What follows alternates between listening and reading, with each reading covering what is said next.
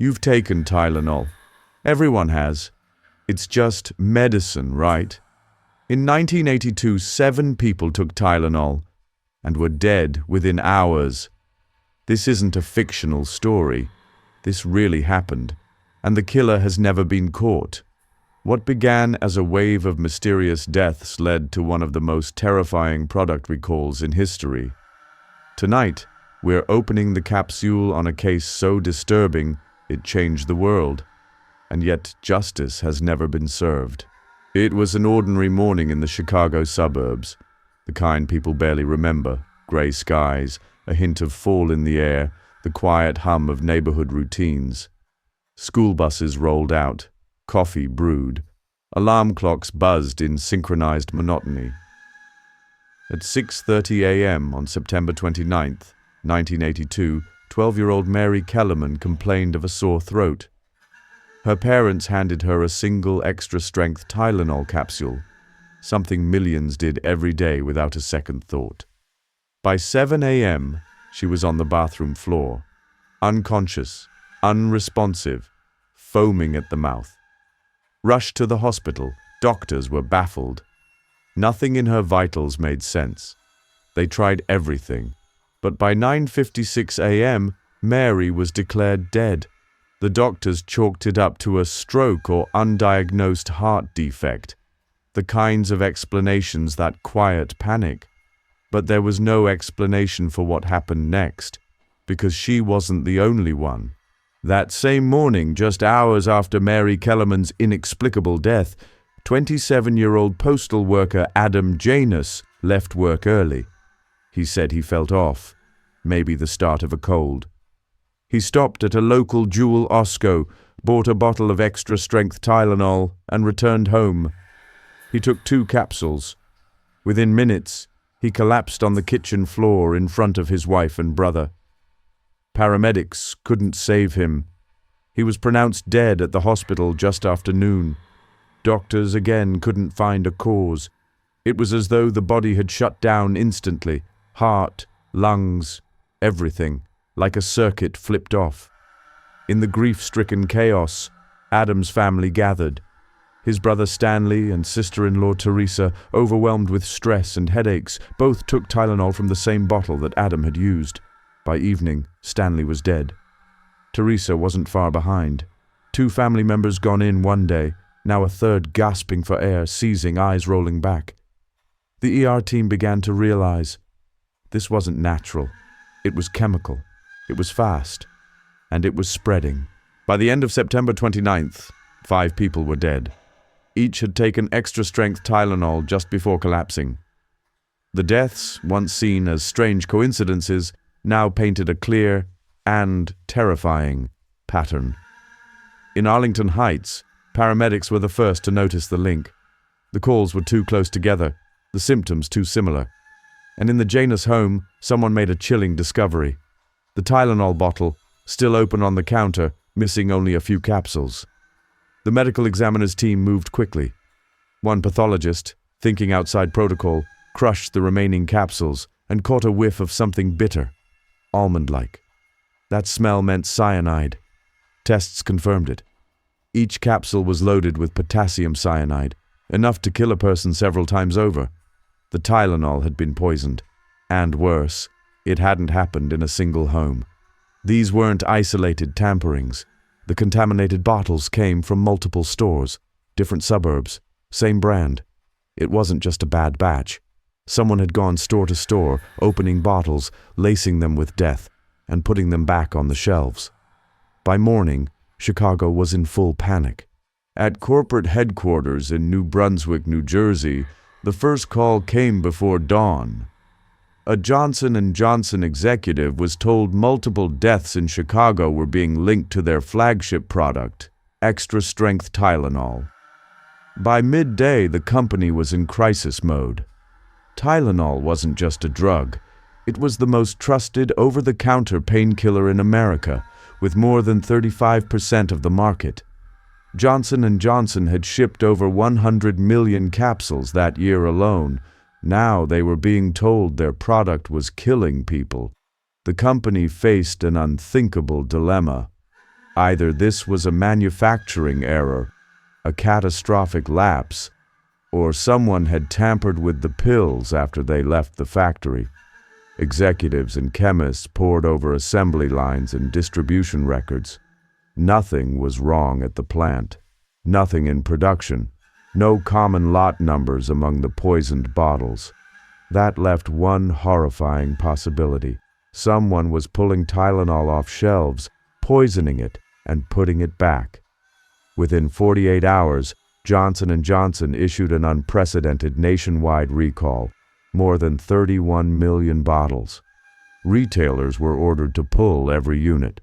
Police cruisers drove the streets broadcasting warnings over loudspeakers. And across America, medicine cabinets turned into crime scenes. Just as the nation braced for more deaths, a new layer of horror emerged. On October 1st, Johnson & Johnson received a letter postmarked from Chicago.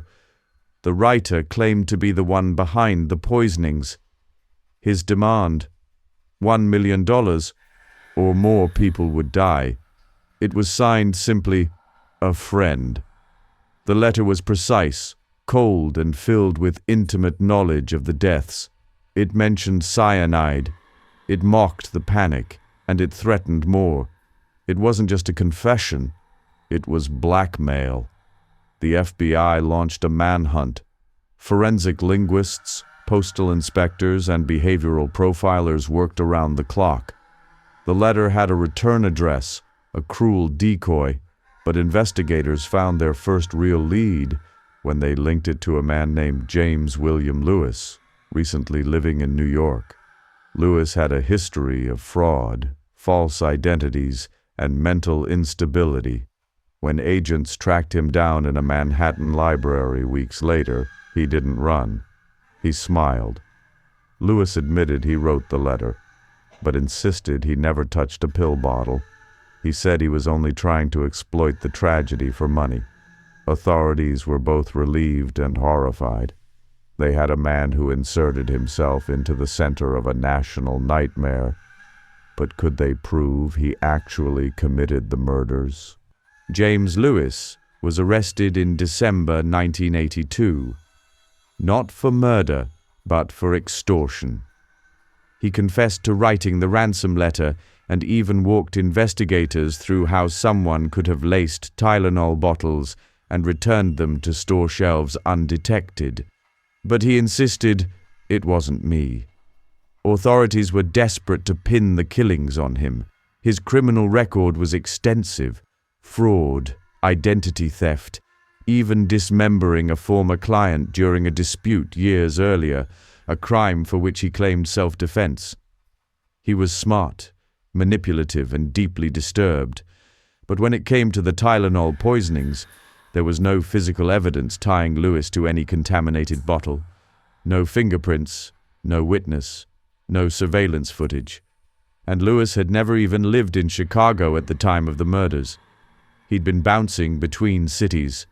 His timeline didn't align, at least not cleanly. Still, investigators were convinced this was their man. But in the justice system, belief isn't enough. In 1983, Lewis was sentenced to 20 years in prison for the extortion plot. He served just over 12. But the murder charges, they never came. The case stalled. The trail went cold. And America was left with a killer, or at least a puppet master, who walked free. In the wake of the Tylenol murders, trust was shattered. Medicine, once a symbol of relief and healing, now evoked suspicion and fear. Sales of Tylenol plummeted. Parents double-checked every label. People poured their pills down the drain. Grocery store aisles turned into quiet battlegrounds of paranoia. Johnson & Johnson, despite being seen as a victim, was forced into action. They pioneered a radical shift in the industry. The tamper-evident seal, triple-sealed bottles, shrink-wrapped necks, foil liners under every cap. They rebuilt Tylenol from the ground up, not just the packaging, but the trust. Within a year, the U.S. Congress passed the Federal Anti-Tampering Act of 1983, making it a federal offense to tamper with consumer products. It carried stiff penalties, up to life in prison, but the scars were already set. A killer had exploited the simplest system. Open bottle, insert death, walk away. And the law had been powerless to stop it. The public never looked at over-the-counter medicine the same way again. And somewhere, maybe watching it all unfold, was a person who had turned a common painkiller into a weapon and got away with it. Decades passed. The headlines faded. Safety seals became so common, people forgot why they existed in the first place. But the case was never closed. Over the years, the FBI reopened the Tylenol Murders investigation multiple times. Forensic technology advanced. Leads were retraced. Former suspects re-interviewed. James Lewis remained the primary person of interest. He even gave television interviews, speaking with unsettling detachment, walking viewers through how someone might have pulled it off, step by step, always hypothetical, always chilling. But they still couldn't prove it.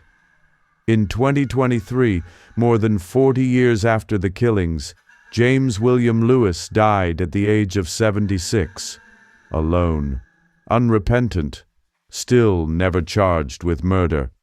With his death, something unsettling settled in.